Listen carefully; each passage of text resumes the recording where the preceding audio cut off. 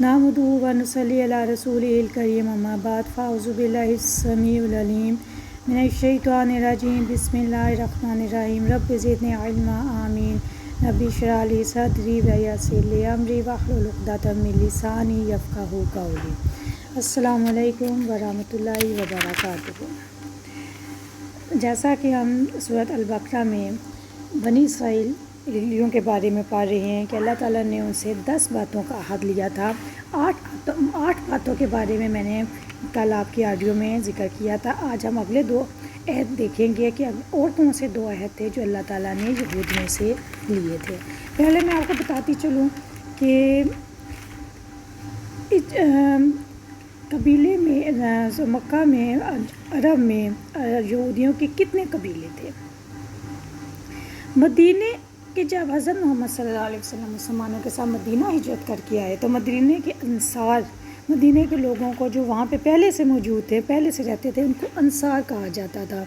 उनके 2 बड़े कबीले थे, औस और खज़रज। जाहिलियत में इन दोनों में हमेशा लड़ाई, कत्ल, खूनरेज़ी होती रहती थी। मदीने में जो मदीने के मकामी लोग थे उनको अंसार कहा जाता था, और मदीने के में जो यहूदी रहते थे, जो यहूदी मौजूद थे, वो 3 कबीलों में बटे हुए थे, बनी कैनका, बनी नज़ीर और बनी करीज़ा। पहले 2 कबीले यानी बनी कैनका और बनी नज़ीर, अंसार का जो कबीला था, अंसार के कबीलों के नाम आपको मैंने बताए हैं, औस और खज़रज। बनी कैनका और बनी नज़ीर खज़रज के साथ ही थे, दोस्त थे, और बनी करीज़ा औस कबीले के दोस्त थे। जब भी औस और खज़रज जो अंसार के कबीले थे उनमें जंग होती तो हर कबीले का दोस्त अपने दोस्तों का साथ देता था। इसी तरह दोनों कबीलों के दोस्त एक दूसरे के हाथ से मारे भी जाते थे, और मौका जब उनको मिलता था तो एक दूसरे का मकान दुकान भी लूट लिया करते थे, और इनको घरों से बाहर भी निकाल दिया जाता था। फिर जब लड़ाई बंद होती तो जो फरीक हार गया होता था वो दूसरे फरीक को फ़िदिया देता था, फ़िदिया दे के अपने साथियों को छुड़वा लेता था, और ये समझा जाता था कि अल्लाह का यही हुक्म है कि कौम के असीरों को फ़िदिया देकर, यानी कौम के जो कैदी हैं उनको फ़िदिया देकर छुड़ा लो, इसलिए हम अल्लाह के हुक्म की तामील कर रहे हैं। अल्लाह ताला फरमाता है कि तुमने एक तो हुक्म मान लिया, लेकिन ये हुक्म नहीं मानना कि किसी को कत्ल ना करो और जला वतन ना करो, तुमने इस हुक्म का इनकार किया है। तो ये कैसा तुम लोगों का ईमान है कि एक हुक्म को तुम मान लेते हो और दूसरे को ठुकरा देते हो। तो खुद ही इंसाफ करो कि कौम के अफराद आपस में सब भाई भाई होते हैं और एक अमारत की तरह है। जैसे कि एक सही हदीस में है कि तमाम मुसलमान आपस में मोहब्बत और रहम करने में और मेल जोल में एक जिस्म की तरह है। तो फिर क्यों तुम लोग एक दूसरे को कभी लड़ाई करते हो, कभी सुलह करके फिर उनको ही छुड़वाने बैठ जाते हो। तो आज की आयत में इंशाअल्लाह ताला हम इसके बारे में डिटेल से बात करेंगे।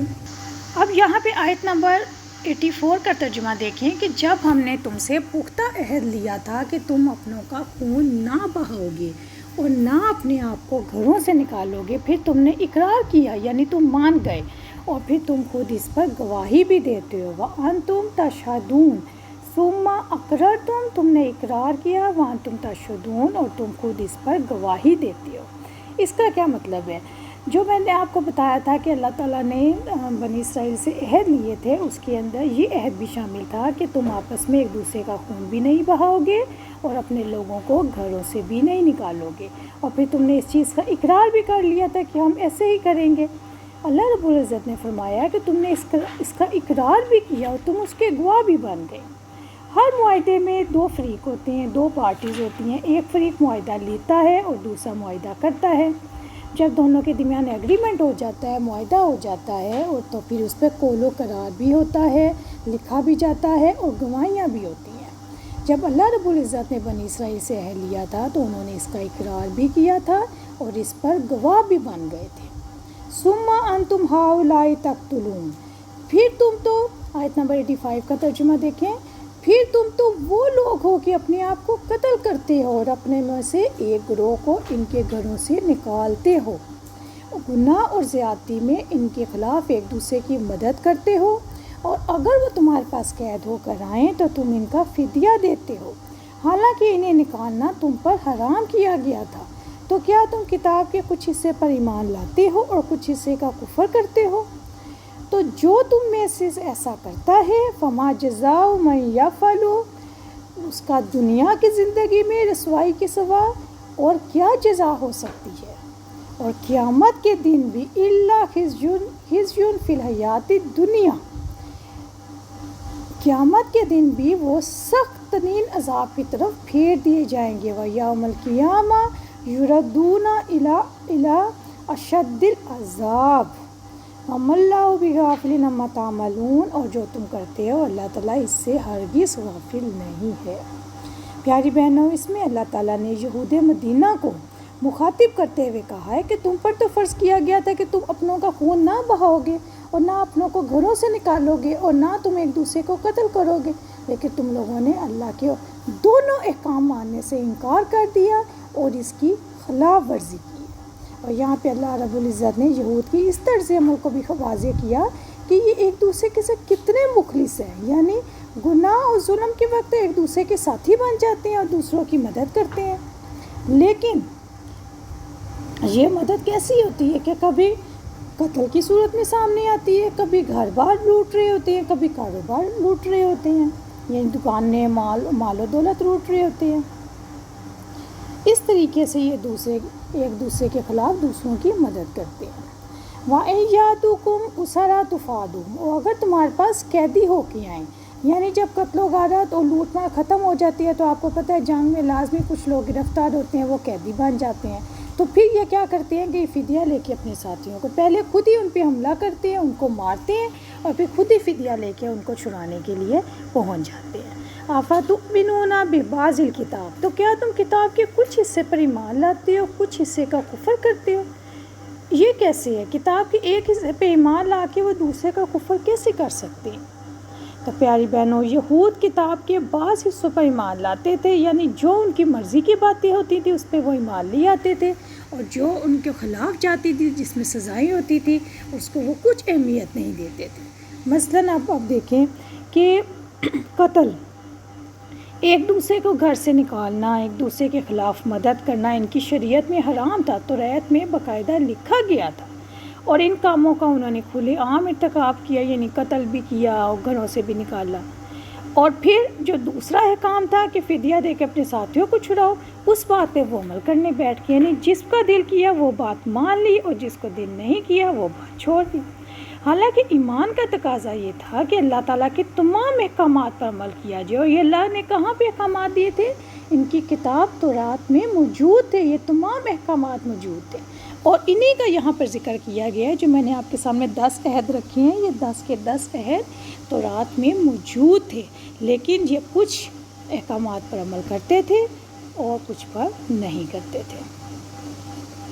اسی لیے تورات میں موجود جتنے بھی احکام ہیں ان کے بارے میں کوئی حقیقت واضح نہیں ہے کہ انہوں نے اس کے اندر تبدیلیاں لازمی کر دی ہوئی ہیں۔ فما جزاء من یعمل ذلک منکم، تو جو تم میں سے ایسا کرتا ہے دنیا کی زندگی میں اس کا رسوائی کے علاوہ کوئی بدلہ نہیں۔ یہاں پہ اللہ تعالیٰ ان کو ڈرا رہے ہیں، ان کو حالات کی سنگینی کے بارے میں بتا رہے ہیں کہ اللہ تعالیٰ نے شریعت کے کسی بھی حکم پر ایمان لانے اور کسی حکم سے انکار کرنے کی وجہ سے یہودیوں کو سزا دی، اور ان کی کیا سزا ہے کہ وہ دنیا میں بھی رہتی دنیا تک قیامت تک یہودیوں کے لیے اللہ تعالیٰ نے رسوائی لکھ دی ہے۔ کتنا بڑا ان کے لیے عذاب ہے کہ اللہ تعالیٰ نے فرمایا کہ قیامت تک ان کو زمین میں کہیں پر بھی جگہ نہیں ملے گی، اور ان کے لیے دنیا کا بھی عذاب ہے اور آخرت کا بھی عذاب ہے۔ اللہ تعالیٰ نے حضور صلی اللہ علیہ وسلم کے ذریعے آگے آنے والی آیت صورتوں میں ہم پڑھیں گے کہ اللہ تعالیٰ نے ان کے علاقوں کو بھی تباہ کیا، ان کے باغوں کو بھی چھین لیا، بستیوں کو بھی نظر انداز کر دیا، اور قیامت کے دن کا جو عذاب ہوگا وہ دنیا کے عذاب سے تو بہت ہی زیادہ بڑھ کے ہوگا۔ نتیجہ کیا نکلا کہ شریعت کے کسی حکم کو مان لینا اور کسی کو نظر انداز کرنے کی کیا سزا ہے؟ دنیا میں بھی ذلت و رسوائی اور آخرت میں بھی ذلت و رسوائی اور آخرت کا عذاب۔ آج اگر ہم دیکھیں تو مسلمانوں کی دنیا میں ذلت و رسوائی کا کیا سبب ہے؟ اگر ہم اس پہ غور و فکر کریں اور دھیان دیں تو ہم بھی یہودیوں کے نقش قدم پہ چل رہے ہیں۔ ہم اپنی کتاب میں تو تبدیلیاں نہیں کر سکے کیونکہ اس قرآن پاک، اس کتاب کی حفاظت کا ذمہ اللہ تعالیٰ نے لیا ہے، لیکن ہم شریعت کے احکامات پر اپنی مرضی سے عمل کرتے ہیں اور لوگوں کو بتانے میں بھی غفلت سے کام لیتے ہیں۔ جو ہماری مرضی کی بات ہوتی ہے وہ تو لوگوں کو بتاتے ہیں۔ ہمارے اکثر علماء کرام کا بھی یہی رد و عمل ہے۔ اور جیسا کہ میں نے آپ کو بتایا تھا کہ آیات تھوڑی سی قیمت کے بدلے آیات کو بیچ ڈالتے ہیں۔ تو جو لوگ، جو علماء کرام پڑھے لکھے نہیں ہوتے، قرآن جی کو ترجمے سے نہیں پڑھتے، سمجھ کے نہیں پڑھتے، اور اسی طرح کے کچھ مولوی حضرات بھی ہیں، تو وہ دین کی باتوں کو کچھ پیسوں کے بدلے میں بیچ ڈالتے ہیں اور لوگوں کو غلط ملت بتا کر لوگوں کا ایمان خراب کرتے ہیں۔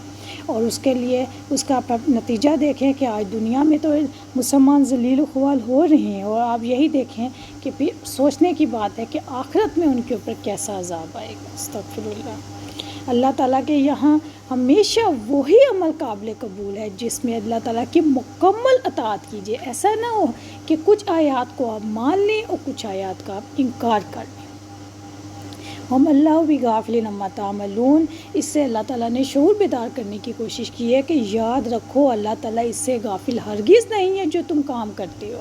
انسان کو جگانے کے لیے اللہ تعالیٰ یہاں پہ کہہ رہے ہیں کہ یاد رکھو تمہارے ہر اعمال، جو تو کچھ تم دنیا میں کرتے ہو، سب کچھ اللہ تعالیٰ کی نظروں میں ہے۔ اور یاد رکھو جو عمل تم کر رہے ہو ان کی جواب دہی اور انجام سے تم نہیں بچ سکتے۔